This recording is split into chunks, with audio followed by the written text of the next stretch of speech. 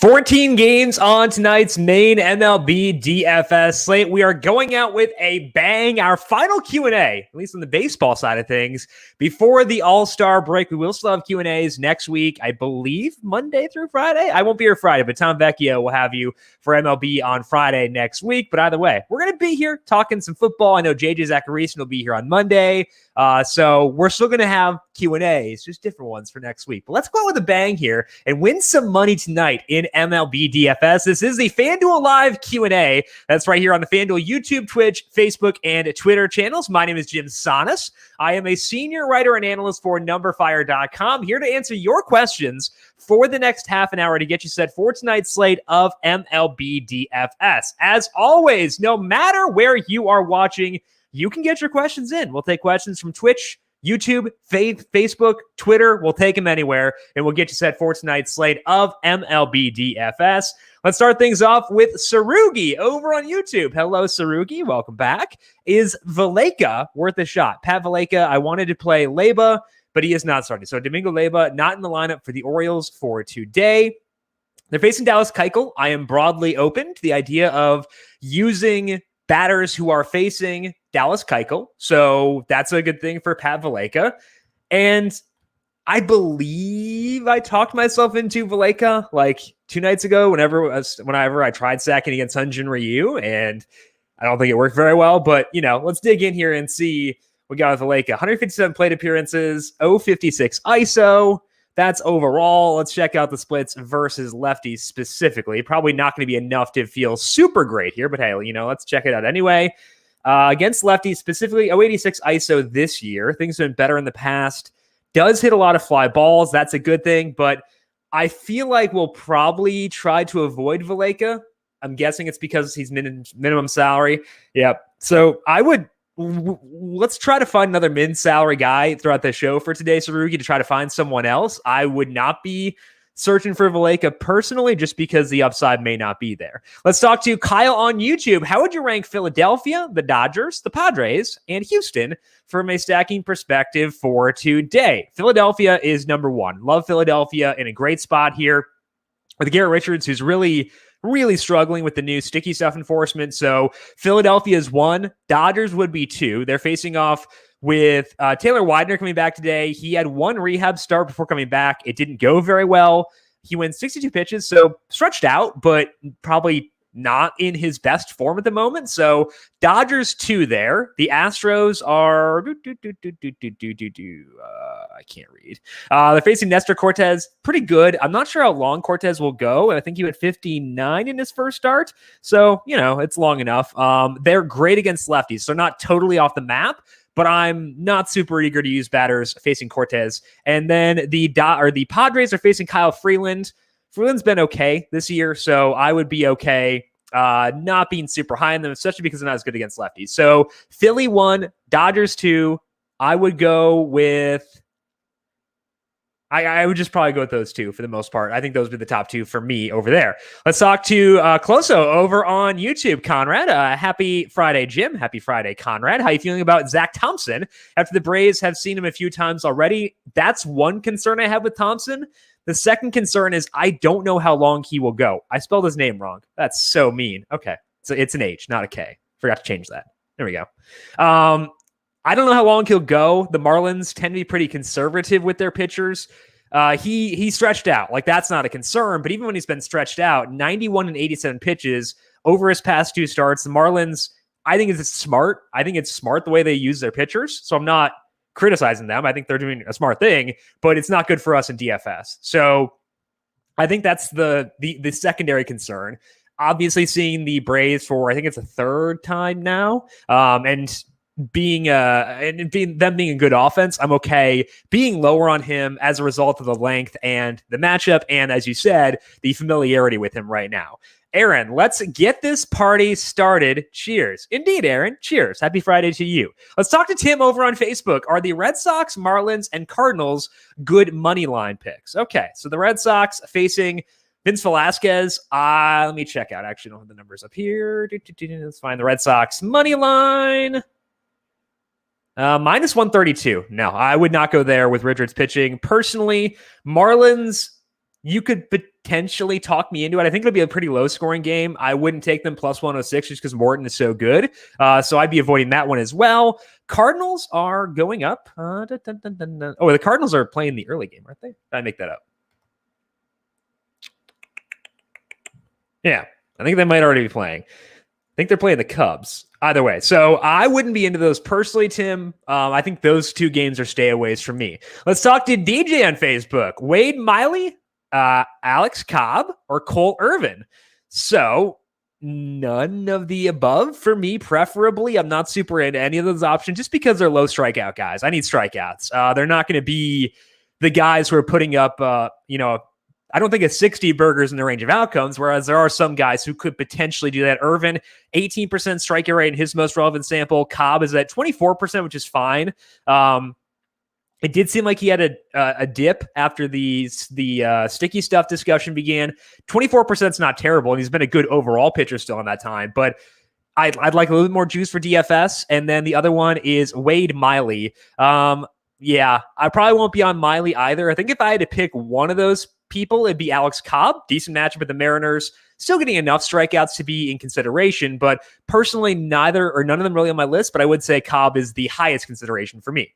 And Alvin actually asked about Cobb too. So where do Cobb and Monoah rank as pitchers and San Diego as a stack? San Diego facing Kyle Freeland. Again, not super itchy to stack against Freeland. It's not a great park for hitting, although it's not terrible today, given the temperatures out east are a bit cooler. Freeland does a decent job of getting some ground balls, and also the Padres much better versus righties and lefties. So I would say lukewarm. Not super into the Padres. They're not off the table, but not super high on my list either. I would put Monoah above Cobb. Monoah is very, very risky because he does let up a lot of fly balls, and the Rays, well, the numbers here are actually I cheated. I tried to make things easy on myself. We had the Brubaker, Walker, and Monoah all get pushed from yesterday, and I copied and pasted their cells, but I copied and pasted his opponent info, which is the Orioles, not the Rays. So this is actually a lot tougher. The Rays versus righties have I think like 108, 107 WRC plus, 182 ISO. They do strike out. So that's why I think that Monoah is worth considering, Alvin. But I would say that the risk is there because the matchup is pretty tough with the Rays. He's also on the road. So I would say that if I were ranking out pitchers, Monoah might wind up being fourth, actually. So it's looking at like here, we've got Charlie Morton 1, probably for me. I like Taijuan Walker 2. I would go Kenta Maeda 3. Manoah's probably in that 4 consideration. I think he's in the same tier as those guys too. So probably about fourth for me. Cobb a bit lower. I won't get there personally for tonight. So he'd probably wind up being somewhere outside the top 5 if I had to guess. Ooh, I am behind on questions. Sorry about that. Let's talk to Bethany over on YouTube. Hey, Jim, not an MLB girl, but just wanted to say, hope you had a great birthday week. Thank you. I appreciate that, Bethany. It was, we decided to actually do something on a Thursday night, which I don't usually do, which meant that I was very tired this morning and did a lot of podcasts. So it was a struggle, but we're here. It's Friday afternoon, and I am going to bed early tonight. Let's talk to Julius, best pitcher of the night. Okay, for me, the best pitcher is Charlie Morton. He has the same issue that Conrad was talking about with Zach Thompson, where there's a lot of familiarity because the Marlins faced Morton back on June 11th, and I believe they faced him again last week or like over this weekend. So 2 recent starts against them. They scored 4 runs both times. I don't care about that part, but I still think that he's the top guy for me. 28% strikeout rate for Morton over his past 10 starts. I kept it at 10 for him because he actually hasn't seen a massive shift in his movement since the sticky stuff discussion. Really good batted ball data, good park, good matchup. So I know that there are concerns with Morton. There are red flags with every pitcher on this slate, though. So I would say that Morton is the number 1 pitcher for me. Let's talk to Alvin. Is it just me, or is the White Sox lineup underwhelming? It is not just you. I agree. I had to go through, that's why I have the White Sox tab pulled up over here. So I was trying to dig deeper into them. So I was like, okay, Anderson, fine. A lot of stolen base upside. Love Goodwin. Love the power. Abreu, prefer him against lefties, but fine against righties. Moncada, he has an injury. I want to check out his numbers really quick. This is a tangent because I want to look more at Adam Engel. But let me pull up Moncada and see what his batted ball numbers look like recently. Because shoulders are scary for hitters. It can sometimes sap away power. So I do want to look at the more recent numbers on him. Just come back the past 2 games. So only, let's see here, about 7 balls in play. And of those 7 balls in play, 3 have been hard hits. That's not bad. I find that kind of interesting. So getting some good exit velo on that. He is not putting the ball too much on the ground in those 2 games. It's a very small sample, but I think that Moncada's doing well enough in those 2 games where I feel okay putting him on the list. So all the top 4 are fine. And when I initially pulled up this lineup, Alvin, I was annoyed that Adam Engel was batting 5th. Because I was like, okay, I don't really tend to use Adam Engel. But like, honestly, once I looked at his numbers since the start of last year, it looks a lot better. I'm going to pull up his splits tool over on FanGraphs because I think that I want to group together his numbers versus righties, both last year and this year. We'll go versus right-handed pitchers, and we're going to go from 2020 through 2021. And when we do that, 77 plate appearances, 239 ISO is not bad, 25% strikeout rate. He has a 35% fly ball rate, enough hard contact, and he does steal some bases too. So I was initially underwhelmed specifically because Engel was hitting 5th. I feel a lot better about it after looking at his numbers versus righties since the start of last year. He's minimum salary. So who were we talking to before about Valleca? Sarugi. I think that if you're looking for a min salary player, Adam Engel actually does enough for me to be there. So I don't hate it, honestly. And that does make me feel better about the White Sox stack as a whole. I'm not going to use Leury Garcia. I don't want to use Andrew Vaughn versus a righty. He's pretty rough in those situations. Gavin Sheets has been fine so far, so you could dip down there. But I do think all the top 5 are definitely intriguing enough for me to get there. So it is underwhelming. Yes, I agree. But I think there's still enough there for me to like them for stacking. And specifically, Engel, someone I'm very okay with for today. Mateo, do you like Morton pitching in Miami or Maeda at home? Both. I like yes. The answer is yes, Mateo. I like both. I would say that to me, Morton is higher because he's been good this whole year, whereas Maeda's more so been good recently. And I do want to look at Kenta's numbers, though, because he's pretty interesting in what he's been doing since he came off the IL. And that's the reason why I am okay using him tonight. He's probably, I would say, number 3. I want to put Taijuan Walker above him because I think that Walker he makes a lot more sense against the Pirates. But if we go to the movement here and look at his slider in the 4 starts since he came back, he's getting a lot more horizontal movement on that slider. The vertical movement's actually been a bit different as well. So the velocity is down on that slider. You see here. Whoopsies, wrong one. Yeah, it's down 81.6, 82.5 for the full season. So the velocity's down, but it's getting more break. So I kind of think, I haven't read anything about this. This could be totally off, or I could just be making something up, but I think he changed the way he's throwing his slider while he was on the injured list. And that's interesting because it's actually worked out pretty well. 14% swinging strike rate in those games. Strikeout rate is at 28%. He's limiting hard contact. It's a 23% rate, and all those starts were on the road. Now goes back home. Good matchup for tonight. So I do think that Kenta Maeda is someone I want to use for today. Tigers are not like a soft matchup anymore, I don't think. I think they're decent, but they do still strike out. So I would say Kenta Maeda, number 3 behind Morton and Walker for tonight, but I think they're all really good options. So Mateo, yes, I like both for today. Let's talk to DJ. Yeah, Cardinals are playing right now against the Cubs. Okay, I thought I was losing my mind there. Good, thank you, appreciate it. Let's talk to Brandon on Facebook. Lock of the night. Nothing, because there is no such thing as a lock in baseball. It's a super volatile sport, so I can never say the word lock. If I were to give out something in which I have the most confidence, let's go that way. Let's go with a home run call in which I have the most confidence. We'll phrase it that way because I think that's the most proper way to do so. The home run calls from this morning, I believe, were Didi Gregorius against Garrett Richards and then Nelson Cruz against Matt Manning. I would say the Twins stack is one I have a good amount of confidence in, as the Phillies. If I had to go with one high confidence play, it would be the Twins performing well against Matt Manning, because a lot of the guys we're targeting in the Phillies are left-handed, and Fenway is not a great park for lefties for power. So if I'm giving out my highest confidence pick for tonight, I think the Twins against Matt Manning should perform pretty well. So we'll phrase it that way to navigate around the volatility of baseball. Patrick over on Facebook, Texas has played Oakland tough this year. What do you think about a Texas mini stack? Okay, let's go over here and check out the Rangers against Cole Irvin. Irvin's not someone we need to avoid. This is over his past 6 starts with a bit less movement on his four-seam fastball, 18% strikeout rate.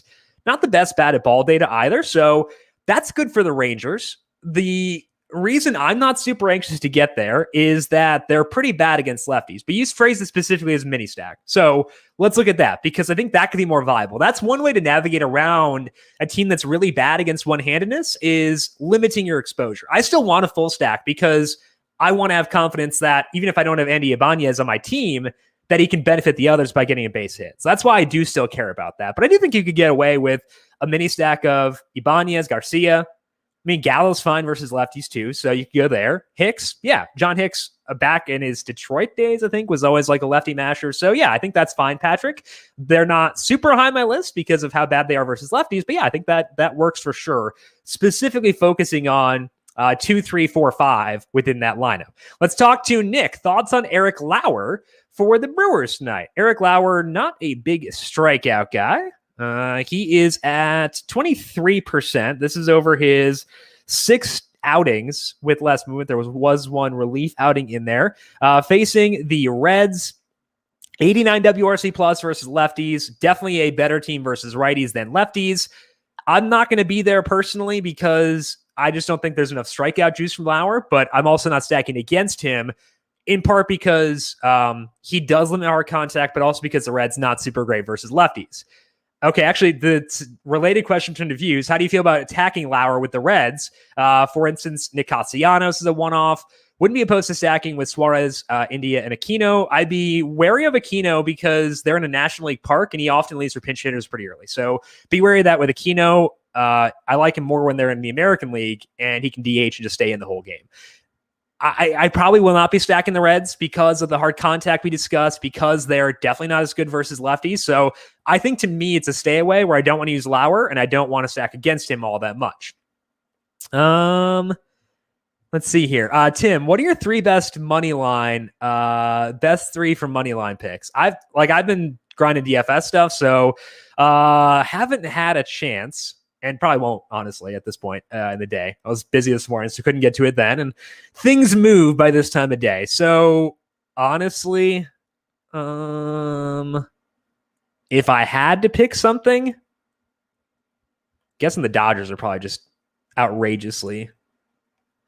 Yeah, they're minus 290. No, thanks. Not quite getting there. I'll think on it, Tim, and I'll get back to you. So we'll come back to that for sure. Let's talk to DJ. Adam Engel, Kevin Smith, Austin Hedges, Christian Arroyo. Engel for sure for me for tonight. Let's talk to Shane, best shortstop for tonight. Let's see here. Pull up a shortstop. Let's get rid of Engel there. His smiling face. So he knows we'll be using him for tonight. Okay, so Tatis is facing Freeland, I believe. I mean, if you could pick anyone, just probably pick Tatis, I would assume. So I would say best overall shortstop, probably Tatis. If I'm looking at guys that I want to stack, it's Tim Anderson for the White Sox. I am going to be using Jorge Polanco versus Matt Manning.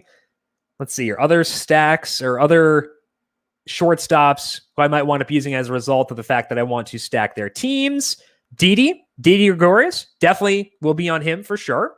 I can get there. That's probably the main ones, I would say. So looking at Tatis, if you got all the salary in the world, Shane, and then Anderson, Polanco, and Didi if you want to save some salary for tonight. DJ likes Gavin Sheets. Gavin Sheets is the man. Yeah, I think he's interesting. He's batting 8th, which is kind of a buzzkill, but still okay with going there. Conrad or Closo over on YouTube. Favorite possible under roster to overlooked stats. Let's go over here to the implied totals because again, that's kind of, if you want like a quick and dirty way to judge which teams will be popular, check out the implied totals and see which teams have high marks there. So Boston will be popular. The Twins will be popular. White Sox, popular. Phillies, popular. Literally all five. Okay, cool. So it's literally all five I talked about this morning going to be the more popular stacks. So let's try to deviate from that and find a stack that could potentially go overlooked. I think the Orioles are kind of interesting. Dallas Keuchel has been slipping. 18% strikeout rate. Fly ball rate is, I believe, up to 25%. I'm not sure if it's up, but I think it's up to 25%. So I think you could stack the Orioles for sure. Is McKenna in the lineup?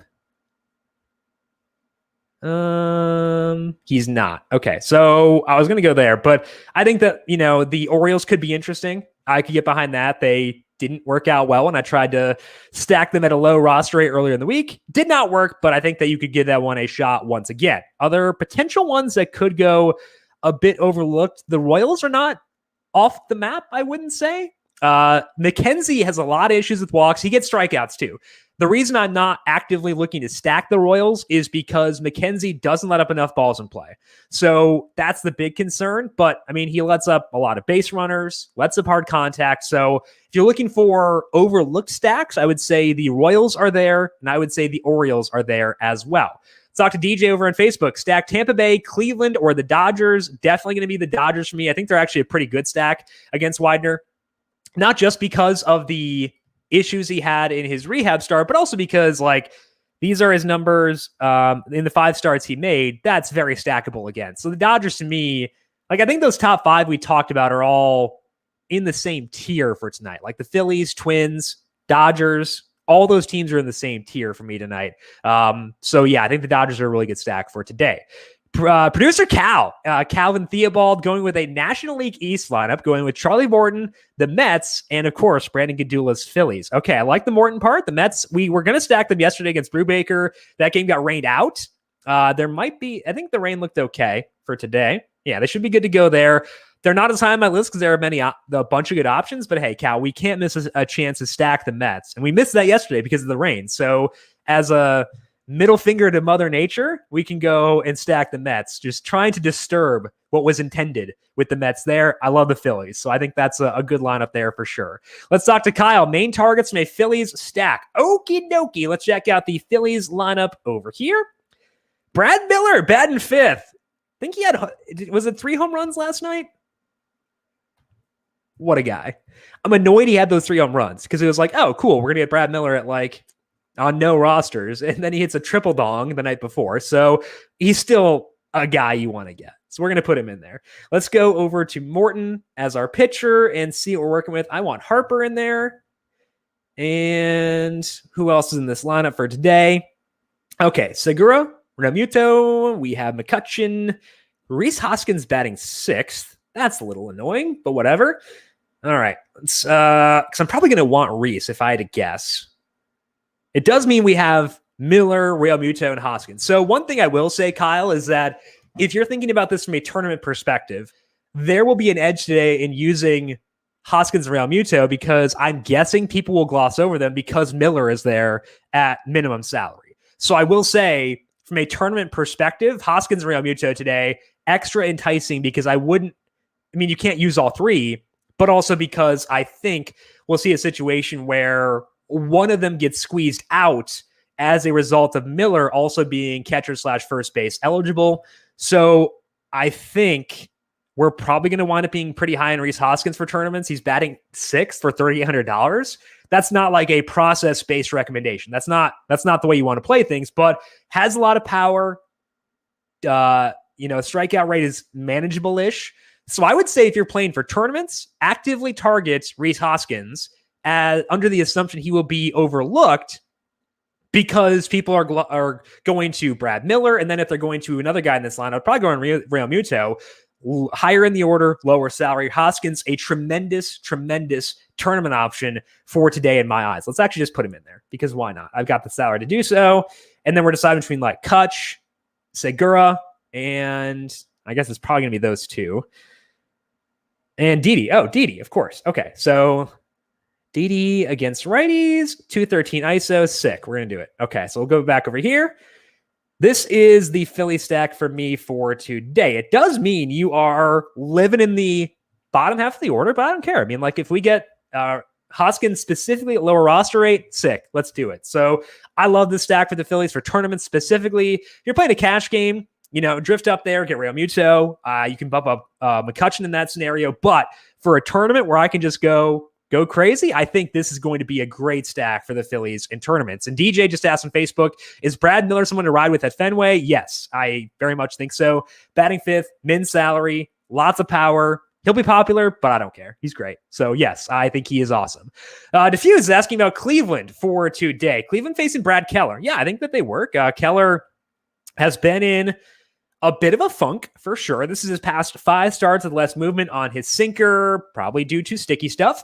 5.56 skill interactive ERA. The one thing we want to check here is what Keller does versus lefties. I know we have Franmil Reyes back now, so there is a righty to consider on this team, and we do need to be mindful of that. But for the most part, Cleveland's a lot of lefties. So we do want to check out what Keller does versus lefties.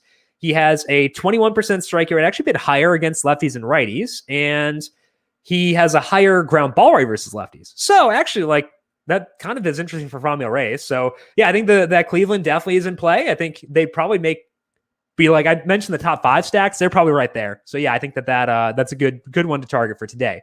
Mike, outside of Philly versus Boston chalk, how do you feel about the Dodgers, Betts, Muncy, etc.? Yes, I think that they are very interesting. I'm not sure if they will be less popular just because I believe they had the 5th highest implied total and people love the Dodgers, which they should.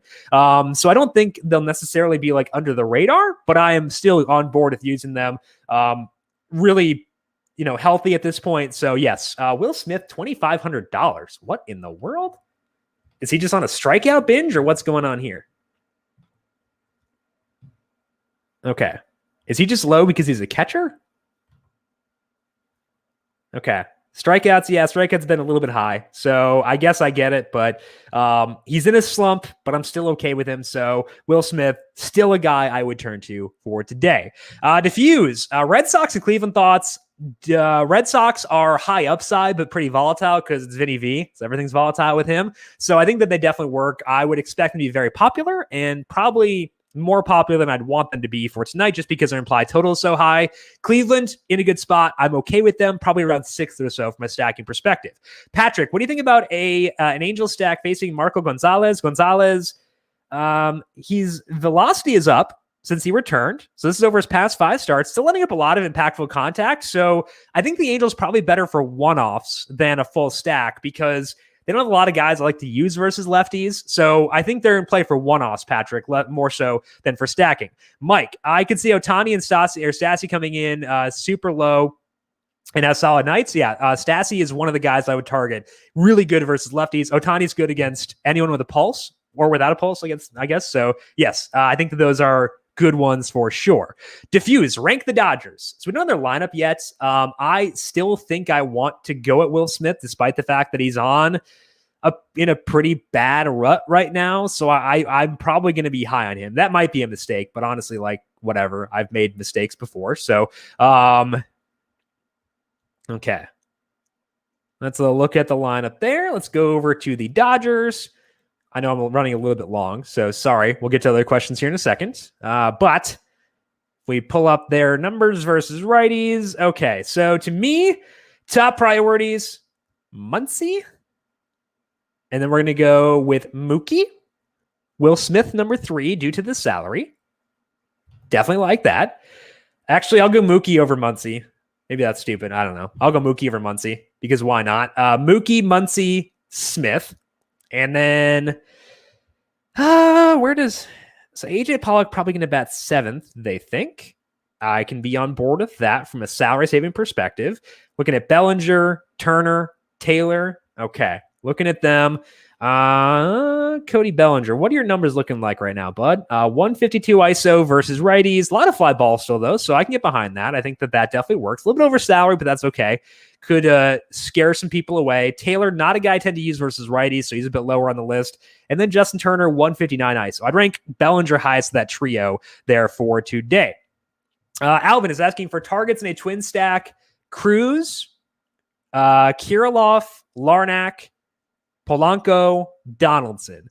this meat of the order. Max Kepler's hitting for more power recently, so him too. He's a little bit oversalaried, but if you're looking for a Reese Hoskins type guy in the Twins stack, it would be Kepler. But I think that 2 through 6 are the prime targets here for this twin stack. DJ, why are all the Rockies at a minimum of $2,500? They're the Rockies. They're bad. That's probably why. Most of the time. Oh, so like if you mean like that's their minimum salary, that's because they're at Coors Field. I think like the stone minimum is $2,500. The minimum for guys who play is like $3,000, just based on like general trends there. And I'm guessing that they don't get a huge bump when they go on the road. Let's talk to Jackie. Good afternoon, everyone else. A great call on the Haas home run. I was very happy about that. It did not save me because I had you Darvish and Max Scherzer. So, hey, oh well. And then Jackie, I remember you mentioning Miller. He went off. Yeah, 3 home runs. Hopefully he can do the same tonight. Zach Thompson got scratched, according to Alvin. Okay, so let me pull up. I'm going to go to Craig Mish's Twitter account because Craig is one of our friends over at Sports Grid. And let's see. Anthony Bass will open. So it looks like it's going to be a bullpen game for the Marlins for today. So their bullpen's pretty good if I recall correctly. They did just have a bullpen game recently. That could lead to some bad stuff. So that bumps up the Braves, not like a high priority stack, but I would at least give them a long look because the Marlins bullpen is probably pretty spent. They might have called, if they called up Jordan Holloway, he just pitched. Either way, I would say check out the Braves, depending on who starts, and give them a consideration for today. Okay, so Tim is asking for, he's asking for 3 money lines. It's the last minute here, so I'll give one. Let's give one money line that we like for today. I want to check out, actually, scroll up here. Okay, no.